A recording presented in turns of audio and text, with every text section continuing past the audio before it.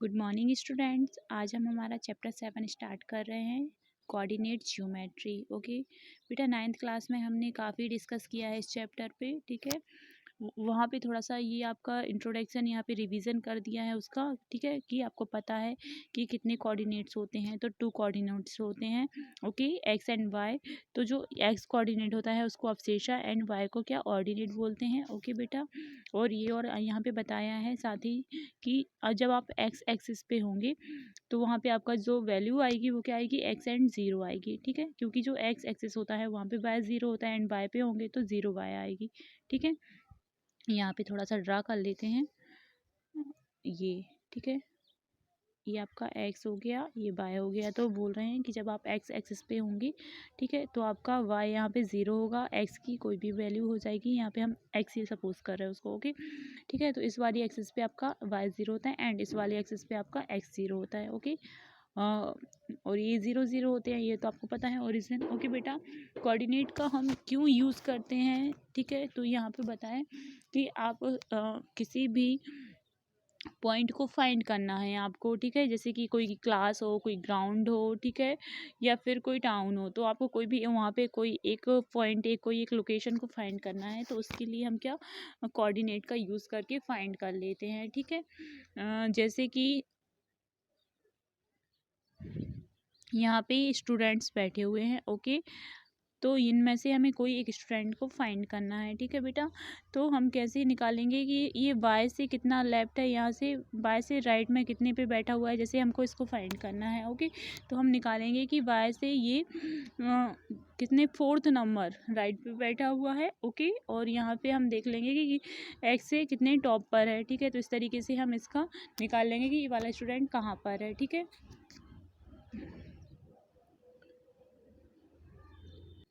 अब हम बात करते हैं डिस्टेंस फार्मूला की। बेटा, डिस्टेंस फार्मूला क्यों यूज़ किया जाता है? देखिए, किसी भी पॉइंट का जो आपको कम से कम डिस्टेंस फाइंड करना होता है तो उसके लिए हम डिस्टेंस फार्मूला फाइंड करते हैं। ठीक है, अभी इस एग्जांपल से आपको समझ आएगा।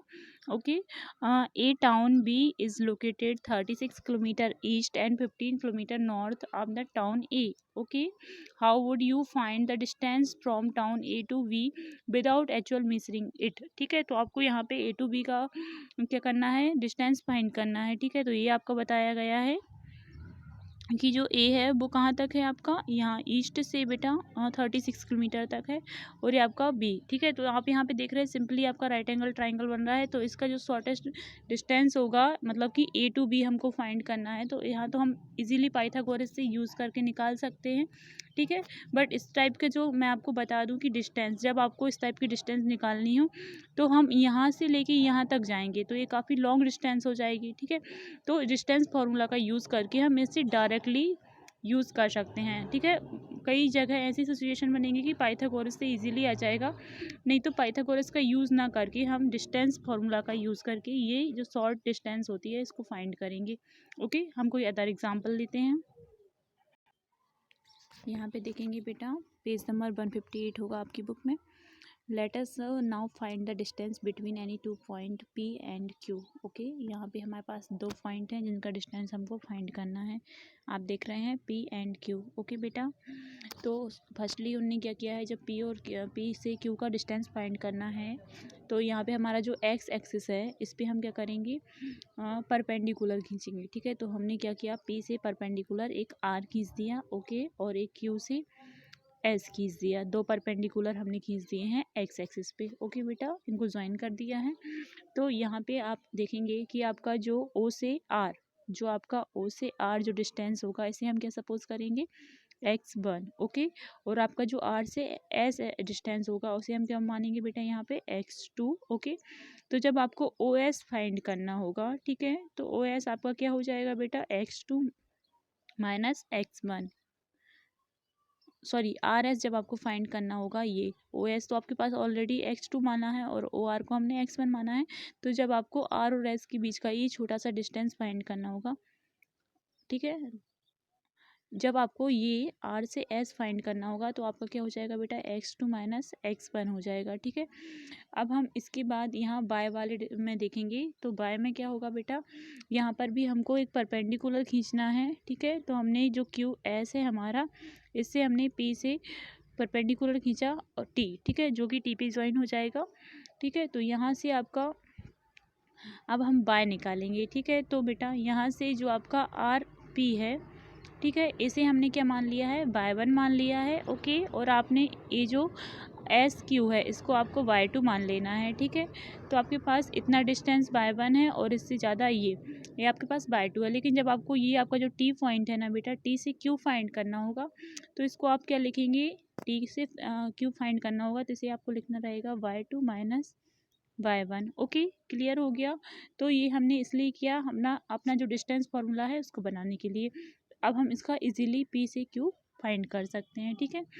तो इतना आपको क्लियर हो गया होगा। अब यहाँ पे हम पाइथागोरस थ्योरम अप्लाई करेंगे, ट्राइंगल पी टी क्यू, ठीक है। पाइथागोरस थ्योरम क्या होता है बेटा आपका, hypotenuse square equal to base square plus perpendicular square, ठीक है। तो यहाँ पे आप वैल्यू रख देंगे पी से टी, ठीक है। कितना आया है अपना, ये हम फाइंड कर चुके हैं ना, आर एस, ठीक है। वही होगा आपका x2 माइनस x1 का स्क्वायर, ओके बेटा।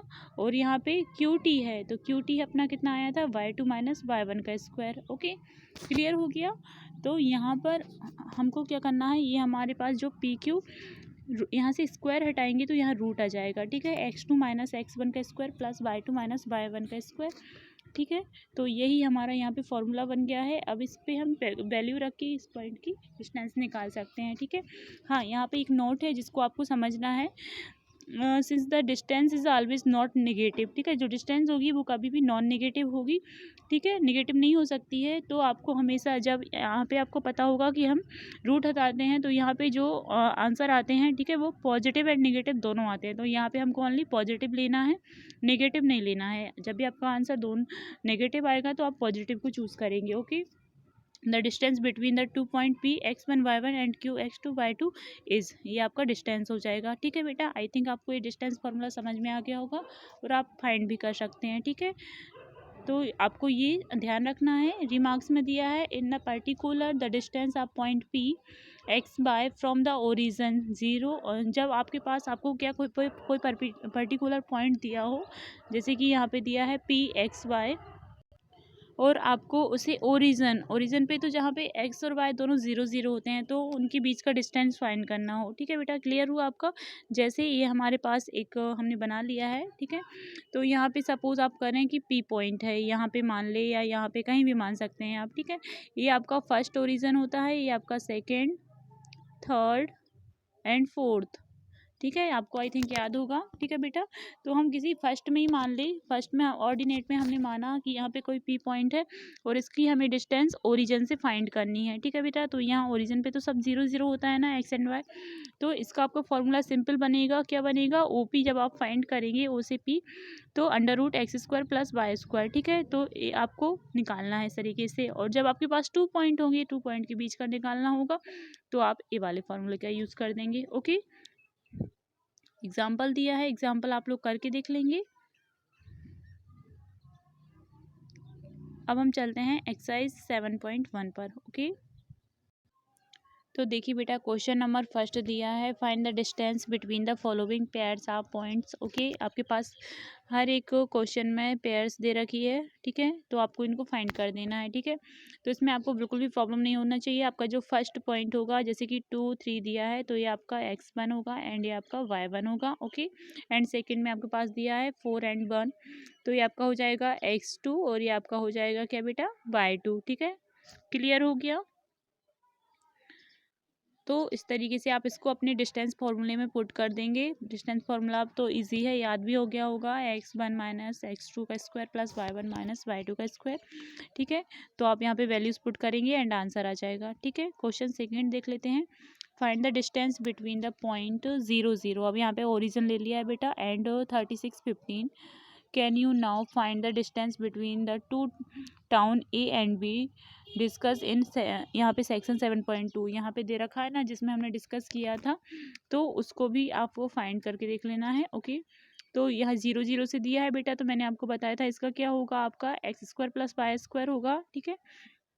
तो आपको कर देना है यहाँ पे। तो देखिए यहाँ पे उन्होंने किया है 0 0 को ऐसा लिखना हमारा कंपलसरी नहीं है, ठीक है, लेकिन आप चाहे तो लिख सकते हैं, नहीं तो directly x square plus y square लिख के आप इसको सॉल्व कर देंगे। ओके। क्वेश्चन थर्ड दिया है, determine if the point 1 5 2 3 and -2 और -11 आर कॉलोनियल। तो आपको बताना है कि ये जो पॉइंट है ये कैसे हैं बेटा, कॉलोनियल हैं या नहीं है, ठीक है। तो इसमें भी आपको पहले क्या लगाना पड़ेगा, इसको सपोज फर्स्ट वाले पॉइंट को हम ए, सेकंड को बी एंड थर्ड को सी मान लेते हैं। ओके बेटा, और आपको इन तीनों पॉइंट में क्या करना है, अब डिस्टेंस फार्मूला यूज़ करना है, ठीक है।